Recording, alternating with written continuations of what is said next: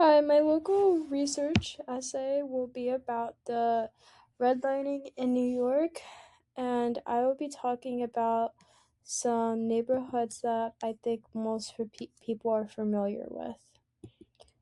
So, the first one I would like to talk about is Park Slope, and the reason why I want to talk about it is because today Park Slope is mostly known for its brownstone houses and lush types of greeneries around the neighborhood. But back then, around 1960 and 1970, Park Slope looked very different. So, according to some research, the buildings were abandoned, they were also falling apart, and a lot of them were burnt. And when people would talk about this neighborhood, the kind of things or tags they would use for it is like crime. They would think about narcotics and immorality.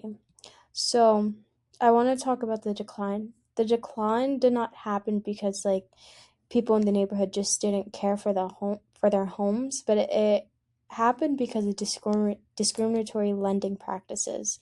So what I mean is that it made it hard for residents and landlords to get loans to maintain and improve their properties. And compared to white people who were able to easily access loans to keep up to date with their mortgage and also maintaining their property. The source explained that if you were white or in the middle class, the government often made it easier to buy a home through federally backed loans with better terms, but if you were black, even getting a mortgage in your own neighborhood was nearly impossible. This system pushed many white families into house ownership and suburban growth, while black families were kind of shut out of the same opportunities. The result was not just separate neighborhoods, but also the separate chance to build wealth. But what what surprised me the most is that this kind of practice is still happening in modern times. So I'm going to go to the next slide. Some a Newsday article, which Newsday is a very popular media station on Long Island. They made an undercover research, basically seeing if there's any segregation, not segregation, but racism when it comes to realtors. So the way how they performed this is they had a couple of undercover people, some that were white and others that were people of color, going to the same realtor companies and basically having a very similar profile. They wanted to see if the realtors would give each, if it was a white couple and then a black couple, if they would give them the same listings, if they have the same profile, or if they would change these listings. And they did it to a couple of realtor companies. And what they found is that nearly half of the time, black home buyers were treated differently than white home buyers. So the real estate agents, they steered minority buyers toward minority neighborhoods and also gave white buyers more listings, and they even sometimes impose stricter financial requirements on black buyers with the same profiles as white buyers. What this means is that the problem from the 1960s, it didn't just disappear, even though the Fair Housing Act of 1968 made it explicit that housing discrimination was illegal. And even though we have this act, unequal treatment is still affecting where people can live and what opportunities they can have.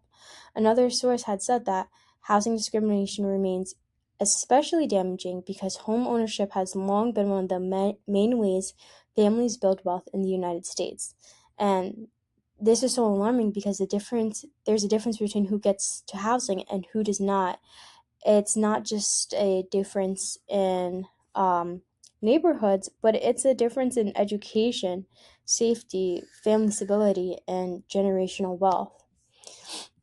What I discovered through this research is that a lot of things that we may have think is happened so long ago is still affecting people in present day.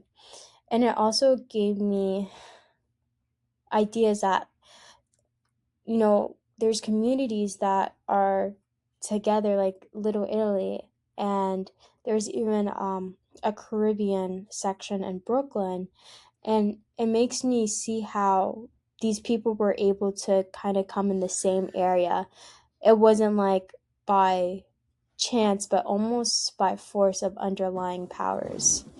This research also gave me an idea for an invented story. And my story that I would like to invent is I would create a character who uncovers the history of their neighborhood through old maps, family records, or even abandoned homes. And their story would connect the past and present, showing how decisions made generations ago still affect people today. And that way, local research becomes more than facts, but also becomes the foundation for storytelling. In the end, I feel like the biggest discovery is that history is still visible if we know how to look for it. Like redlining may seem like a policy from the past, but its effects remain in neighborhoods and in wealth gaps and in the choices that people are still being denied.